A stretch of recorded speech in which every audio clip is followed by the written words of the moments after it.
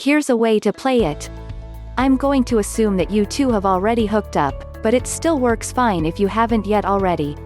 You take her out for coffee.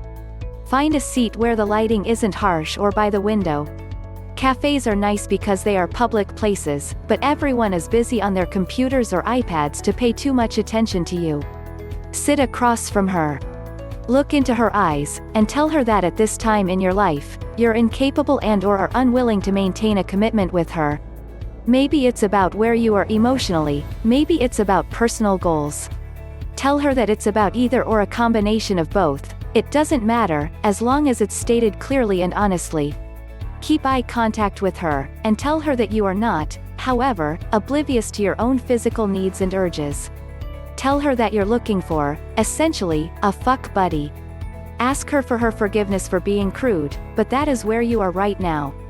And then tell her that you do not want that with her. Tell her that, since she has stated that she wants a deeper commitment from you, you have too much respect for her to continue in a kind of relationship that would only toy her both sexually and emotionally, and eventually have her come to resent you.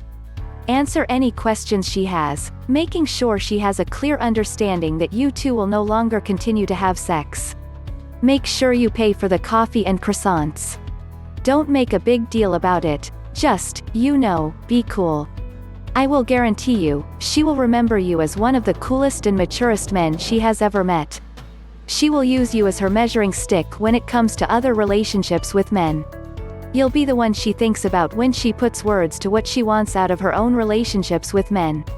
You will be the smile on her face that, one day, her husband will recognize and come to thank you.